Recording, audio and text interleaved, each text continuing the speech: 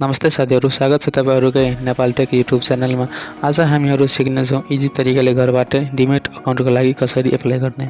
त्यस टपिकहरु यस प्रकारको छन्। फर्स्ट नम्बरमा सिक्नेछौं सबै डकुमेन्टहरु कसरी तयार पार्ने। दोस्रो नम्बरमा सिक्नेछौं अनलाइन डिमेटको लागि कसरी एप्लाई गर्ने। तेस्रो नम्बरमा सिक्नेछौं कहिलेकाहीँ फर्म रिजेक्ट पनि हुन्छ, त्यो के कारणले भएको छ त्यो कसरी पत्ता लगाउने। चौथो नम्बरमा सिक्नेछौं मेरो सेयरको लागि डिपी आइडी युजर नेम पासवर्डको लागि कसरी एप्लाई गर्ने। पाँचौं नम्बरमा सिक्नेछौं शेयर नम्बरको लागि कसरी एप्लाई गर्ने। अनलाइन डिमेट एप्लाई गर्दा चाहिने डकुमेन्टहरु यस प्रकारको रहेको छन्। पहिलो नम्बरमा जुन बैंकमा अकाउन्ट छ त्यो बैंक मोबाइल ब्याङ्किङ हुनुपर्छ प्लस जीमेल चाहिन्छ। दोस्रो नम्बरमा रहेको पीपी साइजको फोटो चाहिन्छ, त्यो म बनाउन सिकाउँछु सबभन्दा लास्टमा।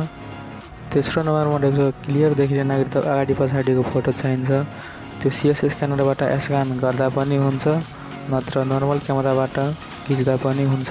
चौथो नम्बरमा रहेको छ औँठाको दायाँ बायाँको छाप चाहिन्छ, त्यसको लागि स्ट्याम्प प्याड छ भने स्ट्याम्प प्याडबाट नै सादा पेपरमा छाप लगाउनु, छैन भने ब्ल्याक पेन लिने, त्यसको इङ्क निकालेर छाप लगाएर सादा पेपरमा छाप लगाएर फोटो तान्ने। पछि पाँचौं नम्बरमा छ सिग्नेचर चाहिन्छ, जुन 20 KB भन्दा कम हुनुपर्छ, त्यसको लागि सादा पेपरमा सिग्नेचर गर्ने अनि इमेज कम्प्रेस प्ले स्टोरबाट डाउनलोड गरेर त्यसको साइज कम्प्रेस गरेर 20 KB भन्दा कम बनाउने। छठौं नम्बरमा रहेको छ म्यापको लोकेसन चाहिन्छ, त्यसको लागि गुगल म्यापमा जाने अनि करेन्ट बसेको क्लियर स्पष्ट देखिने म्याप जुम गरेर त्यसको स्क्रिनशट तान्ने। अरू पनि सम्पूर्ण कुरा सिकाउँछु, जस्तै डिमेट अकाउन्ट के हो र सीआरएन नम्बरको लागि कुन बैंकमा एप्लाई गर्ने, कतिवटा डिमेट अकाउन्ट हुनुपर्छ, त्यो सम्पूर्ण कुराको जानकारीको लागि भिडियोलाई अन्तिमसम्म हेर्नु। ल त साथीहरु भिडियो सुरु गरौँ।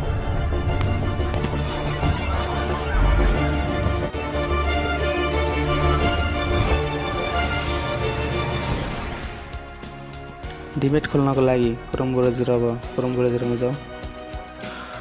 सबभन्दा पहिला क्रोम ब्राउजर ओपन गर्ने, त्यसपछि जुन बैंकबाट डिमेट खोल्नु छ त्यो बैंकको वेबसाइट टाइप गर्ने। मलाई NIC ASIA बाट खोल्नु छ भने म NIC ASIA को वेबसाइट टाइप गरेर ओके गर्छु।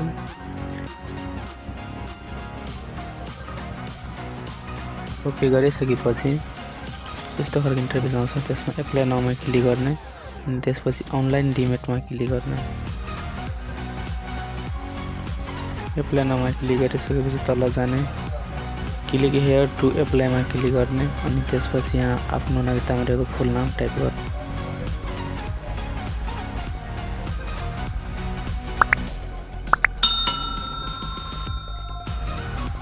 नेम टाइप गरेर डनमा क्लिक गर्ने अनि त्यसपछि यहाँ माथि मोबाइल नम्बर अनि तल जीमेल हालेर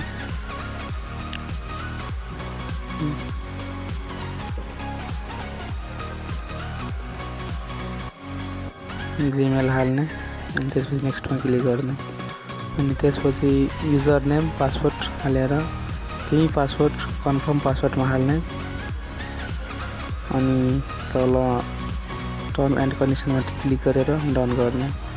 रेजिस्ट्रेसन हुन्छ।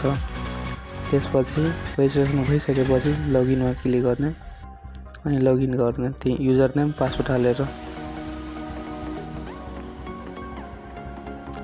लगइन गरिसकेपछि यस्तो खालको इन्टरफेस आउँछ। त्यसपछि भेरिफाई पेन्डिङको तल click here to verify email एड्रेसमा क्लिक हेयरमा क्लिक गर्ने अनि त्यसपछि यस्तो खालको आउँछ अनि त्यसपछि इमेल चेक गर्ने, इमेलमा ओटिपी आएको हुन्छ त्यही ओटिपी हाल्ने अनि त्यसपछि यस्तो खालको इन्टरफेस आउँछ। त्यसपछि पर्सनल इन्फर्मेसनमा क्लिक गर्ने अनि यहाँ नागरिकतामा रहेको फुल नाम, मोबाइल नम्बर, जीमेल, जन्म मिति नागरिकता अनुसार हाल्ने।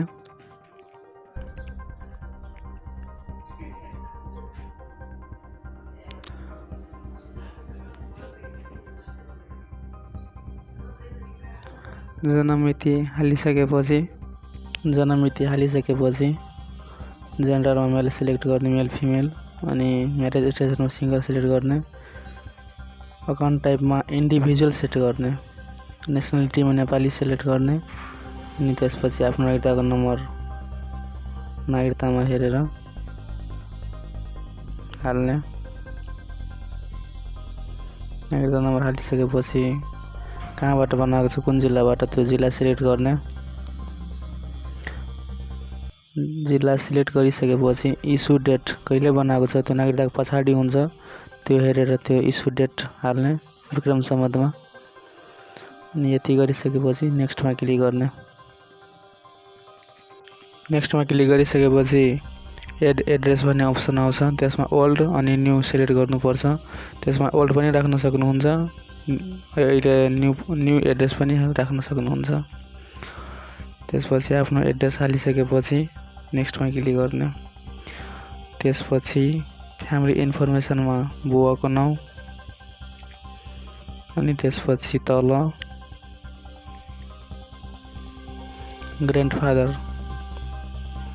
ग्रान्डफादरको नाम हाल्ने।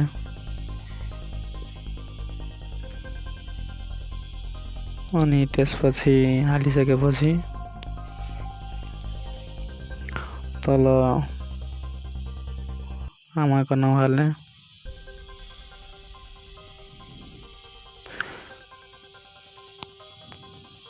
यो अप्सन भर्ने बेलामा स्टार जतिमा स्टार लागेको छ त्यो कम्पलसरी भर्नु नै पर्छ, जुनमा स्टार लागेको छैन त्यो नभर्दा पनि हुन्छ। त्यसपछि नेक्स्ट गर्ने। नेक्स्ट गरिसकेपछि आफ्नो बैंक चुज गर्ने, जुन बैंकमा अकाउन्ट छ त्यो बैंक चुज गर्ने। बैंक चुज गरेपछि ब्रान्च चुज गर्ने, कहाँको ब्रान्च हो। ब्रान्च चुज गरिसकेपछि अकाउन्ट नम्बर हाल्ने। अनि अकाउन्ट नम्बर हालिसकेपछि अकाउन्ट स्ट्याटस सेभिङ हो कि, सेभिङ हो भने सेभिङ हाल्ने।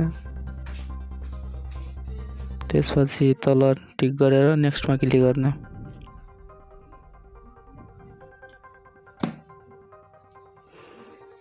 त्यसपछि एक्युपेसनमा बिजनेसम्यान हो भने बिजनेसम्यान, हैन भने जे हो त्यही सिलेक्ट गर्ने। अनि त्यसपछि फाइनेन्सियल इन्कम कति छ त्यो सिलेक्ट गर्ने। सिलेक्ट गरिसकेपछि नेक्स्टमा क्लिक गर्ने, टिक लगाएर नेक्स्टमा क्लिक गर्ने। नेक्स्टमा क्लिक गरिसकेपछि यहाँ डकुमेन्टहरू आउँछ, त्यो सबै डकुमेन्टहरू हाल्ने।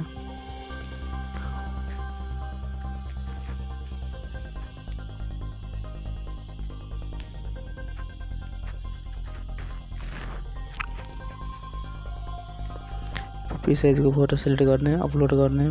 त्यसपछि नागरिकताको अगाडि पछाडिको सिलेक्ट गर्ने अनि अपलोड गर्ने।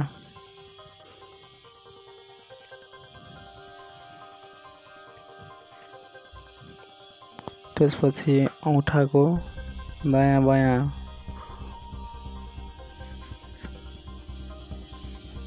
सिलेक्ट गर्ने, अपलोड गर्ने।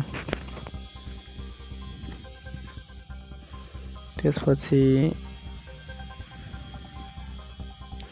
गरिसकेपछि सिग्नेचर सिलेक्ट गर्ने, सिग्नेचर हाल्ने। जुन 20 KB भन्दा कम म्यापको लागि गुगल म्यापमा जाने अनि आफ्नो करेन्ट लोकेसन हल्का जुम गरेर स्पष्ट देखिने गरी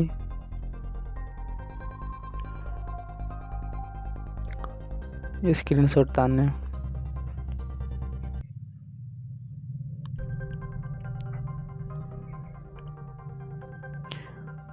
स्क्रिनशट तानिसकेपछि यही स्क्रिनशट लोकेसन म्यापमा अपलोड गरिदिने।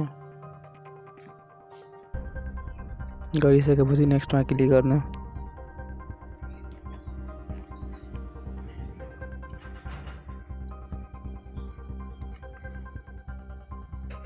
सबै डकुमेन्ट अपलोड गरिसकेपछि नेक्स्टमा क्लिक गर्ने अनि यस्तो खालको इन्टरफेस आउँछ। यसमा एप्लाई नाउमा क्लिक गर्ने। त्यसपछि तल यस्तो खालको इन्टरफेस आउँछ, त्यसमा तल जाने। तल गइसकेपछि I agree to apply my demat अकाउन्टमा क्लिक गर्ने अनि आई एग्रीमा क्लिक गर्ने। त्यसपछि यस्तो खालको इन्टरफेस आउँछ। Waiting to verify by admin यस्तो आउँछ। यसमा कुनै कारणवश रिजेक्ट भएको छ भने त्यही युजर नेम पासवर्डबाट लगइन गर्दा यो ठाउँमा साइडमा हेर्न सक्नुहुन्छ। यो एप्लिकेसन हेज बिन रिजेक्टेड भनेर आएको छ। रिमार्कमा लेखेको छ नागरिकता क्लियर छैन, फेरि नागरिकता क्लियर हारेर रिएप्लाई गर्न सक्नुहुन्छ।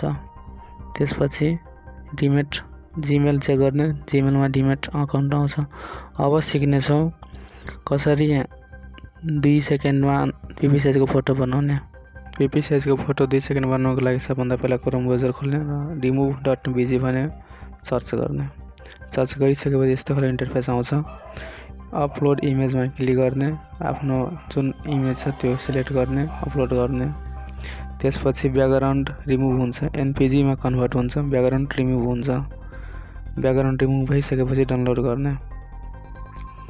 डाउनलोड गरिसकेपछि कुनै पनि मोबाइलमा रहेकै फोटो एडिटिङ सफ्टवेयर नत्र पिक्सल ल्याब डाउनलोड गर्ने प्ले स्टोरबाट।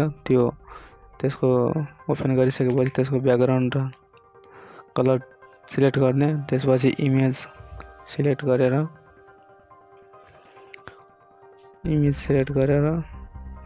यसरी राख्ने। अनि त्यसपछि प्लसको साइडमा रहेको बटन थिचेर सेभ एज इमेज गर्ने अनि ग्यालेरीमा सेभ गर्ने। त्यति गरिसकेपछि ग्यालेरीमा जाने, फोटो सिलेक्ट गर्ने। फोटो सिलेक्ट गरिसकेपछि एडिट फोटोमा जाने अनि क्रप फोटोमा क्लिक गर्ने अनि पिपी साइजको फोटो बनाएर क्रप गर्ने, सेभ गर्ने। अनि बाँकी रहेको 2वटा टपिक अगाडि आउने भिडियोमा डिस्कस गर्नेछौँ। भिडियो हेरेर केही सिक्नुभयो भने भिडियोलाई लाइक गर्नुहोला। साथै च्यानलमा नयाँ हुनुहुन्छ भने च्यानललाई सब्स्क्राइब गर्नुहोला। पनि यस्तै खाले भिडियोहरू आउने नै छौँ। अहिलेको लागि छुट्टिन चाहन्छौँ। By by.